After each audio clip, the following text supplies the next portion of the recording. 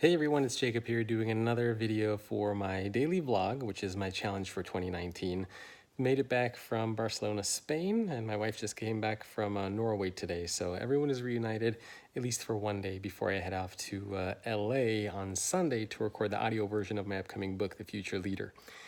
And today I was doing a little bit of work catching up on some things, and I was on LinkedIn and I saw that one of the trending stories, and you probably saw this too, and one of the trending stories is actually called Working from Home is the Future. And I saw this and almost fell off my chair because what year are we in? 2020? How many years have we been talking about this? And here's the interesting thing that the article points out, and I'm going to read the stats here because I have it open.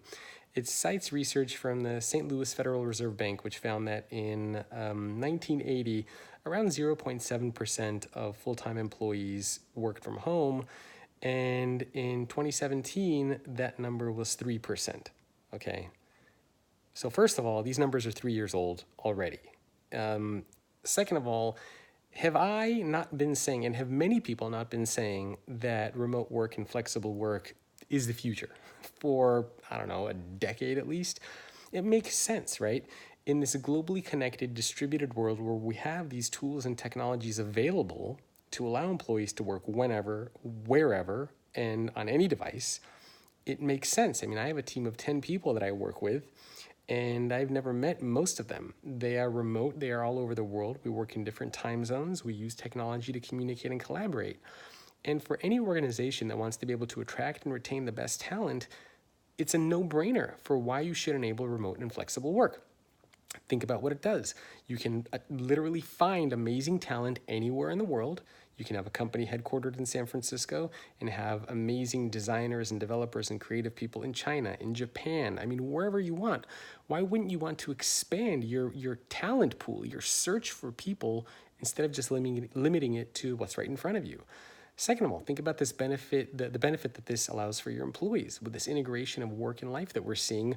Work is life and life is work. The two are becoming one. So this concept, this idea of simply working 9 to 5 is very outdated. You bring your life with you to work, you bring your work with you to your life. Again, the blurring of work and life is exactly what we're starting to see. So I found it fascinating that this article, that this was even being shared and picked up by LinkedIn as a top story, because this is not new. This is something that organizations around the world should be figuring out and understanding now. And if you're watching this, or if your leaders are watching this and they're still thinking, flexible work, remote work is not for us, you're nuts, right? I mean, I'm not going to curse on this video, but let's get with it, right? I mean, we're in 2020 right now, okay? It's just nuts that that people out there are still debating the value and the merit of even enabling flexible or remote work.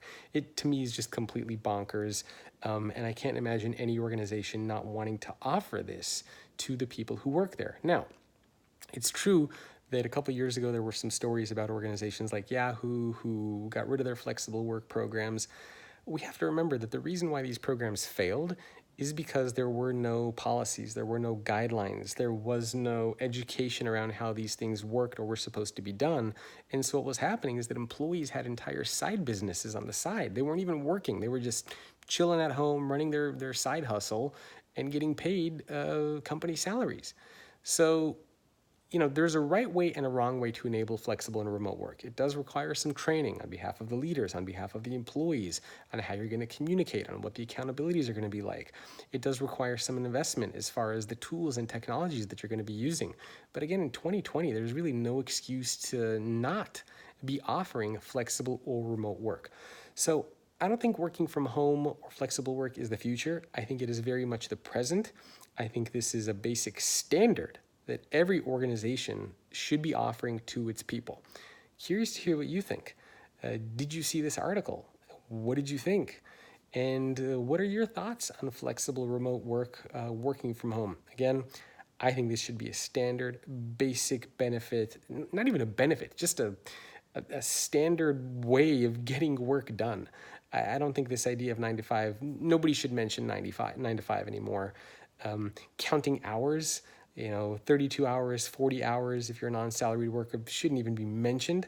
And those things are completely outdated and antiquated. Again, I could go on and on about this ranting, but those are my 2 cents. Curious to hear what you think. Is working from home the future, or is it, like I said, more of the present? Hope you're having a wonderful day wherever you are.